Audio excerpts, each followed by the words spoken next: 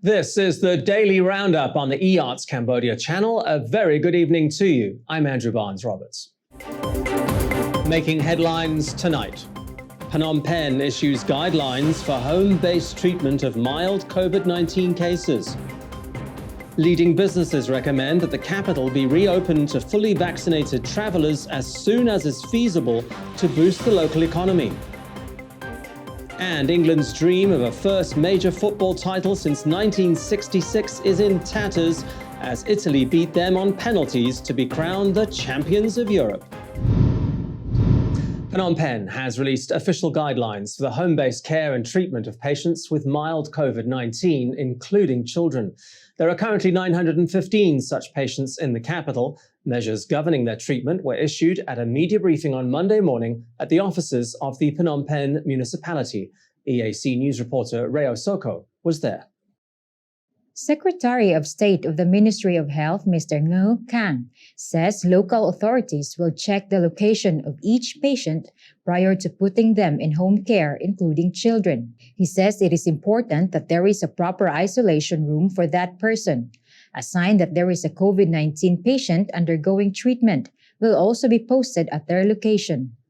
Mr. Kang has also highlighted that while one member of the family is undergoing home treatment, other members of the household are not allowed to go out. He says this should ensure that COVID-19 will not spread further in the community, such as the local market. The measures came just as Phnom Penh's Kandal market was closed after COVID-19 cases were recorded in the area. This has left vendors fearful that their livelihoods as well as their health are at risk. They closed the market this morning. I am very worried about this lockdown during this time too. I have no choice but to protect myself. With regards to home treatment, Phnom Penh Deputy Governor Mr. Kao Chai says that COVID-19 patients must be monitored closely. He says the guidelines must be taken seriously or violators will face legal action. After implementing the home treatment for asymptomatic patients of COVID-19 in Phnom Penh, Cambodia's health authorities are eyeing Kandal next. It will be followed by other provinces that have the highest number of COVID-19 cases to avoid overwhelming hospitals. But as of now, the focus is the capital. People are urged to follow Phnom Penh administration's measures and guidelines to avoid the further spread of COVID-19 disease. Rhea Soko, EAC News, Phnom Penh. 911 more cases of COVID-19 have been reported by the Ministry of Health. The latest figures were released shortly before noon on Monday. The new cases include a staggering 319 imported cases, the majority of which are migrant workers returning from Thailand. The latest cases take the country's total COVID-19 tally to 61,870. The total number of imported cases is fast approaching 5,000 at 4,873. 21 more deaths were reported overnight, taking the total death toll to 925. The good news is that 1,002 patients were discharged in the past 24 hours, meaning that 53,477 people have successfully recovered from COVID-19 infection. Cambodians are being urged to be extremely careful and adhere to the preventative measures, even if they've been fully vaccinated. The Health Ministry, together with the World Health Organization, is warning that the country faces the possibility of a mass outbreak if people do not continue to wear masks, wash their hands regularly, and maintain a safe social distance. Business groups in Cambodia have been waiting for the country's economy to slowly reopen after being shut for more than a year due to the COVID-19 pandemic. And they're hoping for a full reopening as soon as it's feasible. Not only that, but they'd like to see Phnom Penh eventually becoming Cambodia's first travel bubble, allowing fully vaccinated business people and tourists in. Cambodian Investment Management Holdings says business groups and industry associations are making recommendations such as these to the royal government. Its group chief executive officer, Mr. Anthony Galliano, sat down with EAC news reporter Rhea Soko. Baby steps is what they're calling it. First, allow fully vaccinated returning Cambodian residents, citizens, and foreigners to be able to quarantine at home.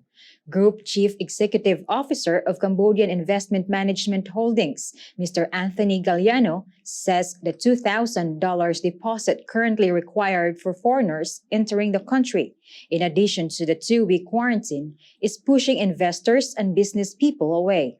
He says that by removing the $2,000 and changing to home quarantine, the country's economy, particularly the tourism and hospitality sectors, would slowly bounce back. We have seen decimation in the industry. It's the amount of revenue lost in some cases has been 100% in hotels and guest houses, and maybe 60% or more in restaurants. And this has been it's an important part of the country. Tourism is 25% of the country's GDP. It was, it's by far nothing now. It's almost it's disappearing down to the single digits. We're losing a lot of hotels and restaurants, travel agencies that won't come back for years. And that's already done. He says the next step in the recommendations is to open up borders for international business travel. He emphasizes that the quarantine period for this should be in line with the recommendations of medical doctors, ranging from 3 days to 2 weeks, as long as those travelers have a vaccination passport. There's a lot of projects in Sinakville we'd like to see back started up in terms of the economy. Sinakville is going to be a huge national asset for the future for Cambodia as the casino capital of Southeast Asia. And that's going to be huge for the national coffers. It's going to be huge for the national treasury. So we'd like to see some of those projects finished, some of the projects, real estate that are unfinished, bringing those investors back in, bringing those buyers back in, bringing that foreign investment back in when it's safe and the right time. Along with the adjustment of the entry requirements, Mr. Galliano says there should be an increase in penalties for quarantine violators to avoid any more community outbreaks. The royal government's vaccination campaign in Phnom Penh has left over 75% of the capital's population fully inoculated. People are already eager to get out and travel, while business groups are hoping that this will be the start of slowly restoring the economy that's been hit hard by the pandemic. Rhea Soko, EAC News, Phnom Penh. Cambodia is taking another step forward to creating smart cities. It hosted a virtual conference on smart city planning on Monday, organized by the Ministry of Civil Service and the Temasek Foundation in cooperation with Cambodia's Royal School of Administration and the Civil Service College of Singapore. The day-long conference was opened by Civil Service Minister Mr. Prum Soka. It was attended by over 200 delegates from ministries, provincial and municipal administrations. Singapore's ambassador to Cambodia, Ms. Teo Lei Cheng, and the CEO of the Temasek Foundation, Mr. Benedict Cheong, also addressed the conference. With up to 80% of Cambodia's population expected to be living in cities over the next decade, the minister said it was important that smart cities were developed. He stressed that this does not mean an increase in digital services, but that the emphasis should also be placed on cities being livable. This means easy access to food and clean water, as well as 21st century transportation and communication. ASEAN founded its Smart Cities Network in 2018 to promote smart and sustainable urban development. In Cambodia, Phnom Penh, Battambang and Siem Reap have been identified as its smart cities of the future.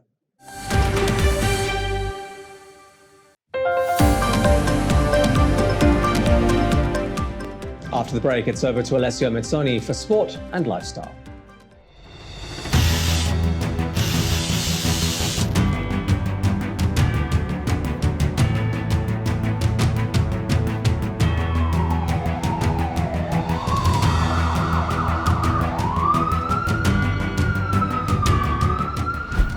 EAC News fully supports the Royal Government of Cambodia's preventative and administrative measures against COVID-19. But we need you to play your part in helping bring the 20 February community transmission event to an end. Wash your hands regularly, sanitize wherever possible. Keep an eye on your body temperature. Use the Stop COVID QR code and maintain a safe social distance. But above all, please, please, please, wear a mask. Only together can we beat COVID-19.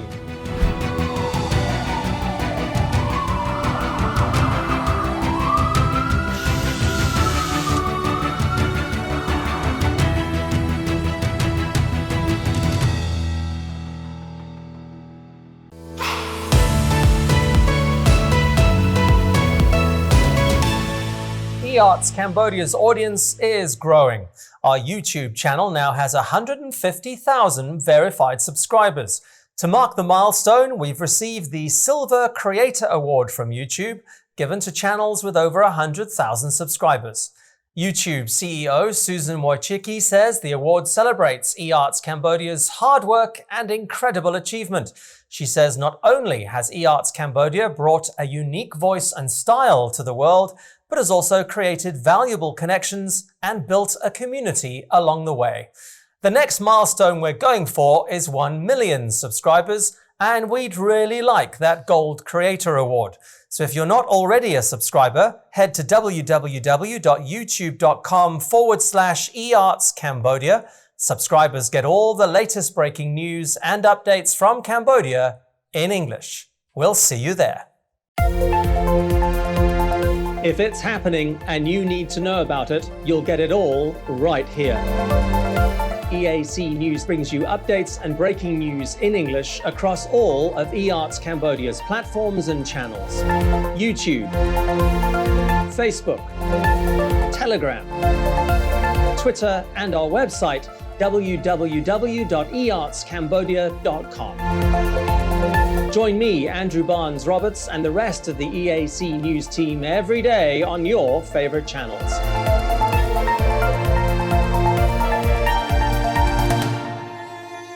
EAC News, Cambodia made clear.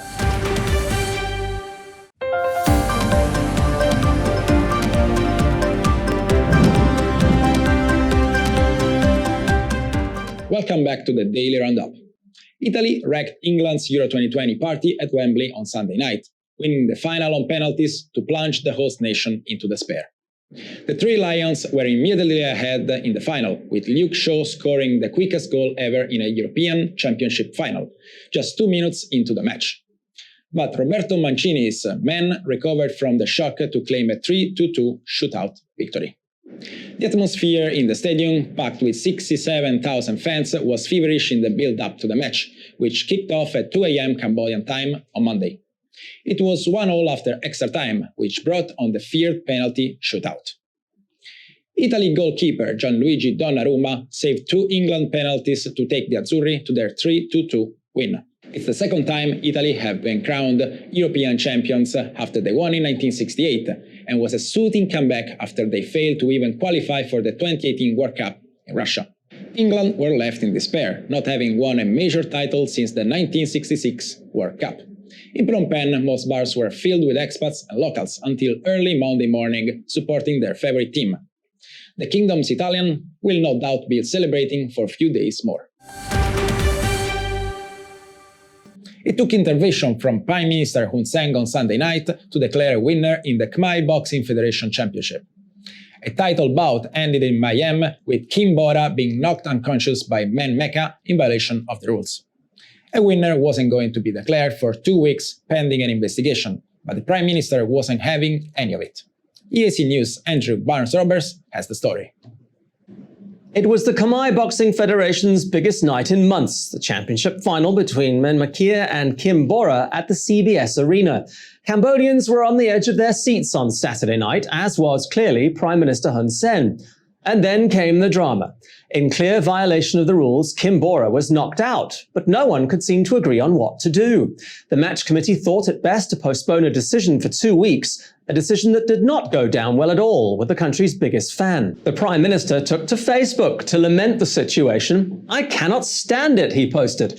"How can our boxing move forward or improve if our boxing federation allows the arbitrator to do this? He pointed to football as an example where a foul results in immediate action in the form of a red or yellow card. Immediately after the Prime Minister's post, the Khmer Boxing Federation, together with the broadcaster, decided to hand the belt and $5,000 to Kim Bora. The boxer has now also taken to Facebook to express his thanks to the Prime Minister and his other fans. Andrew Barnes-Roberts, EAC News. British billionaire Mr. Richard Branson has become the world's first person to ride into space aboard a spaceship his own company built. Virgin Galactic 1 roared into a low-roar orbit above New Mexico on Sunday night, carrying Branson and 3 fellow passengers. As the British billionaire floated around in microgravity, he sent a taped message. "To all you kids out there, I was once a child with a dream, looking up at the stars. Now I'm an adult in a spaceship. If we can do this, just imagine what you can do." Branson's flight came just 9 days before Amazon billionaire Jeff Bezos heads into orbit aboard his own company's spacecraft. These are landmark moments for commercial space travel and have received praise and congratulations on Twitter from Elon Musk. Virgin Galactic plans to conduct just one more test flight before it begins flying paying customers.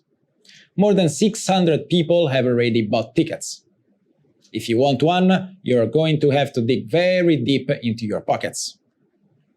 The first tickets were sold for between $200,000 and $250,000. The next batch of tickets are expected to be even more. Stay with us now for tomorrow's weather.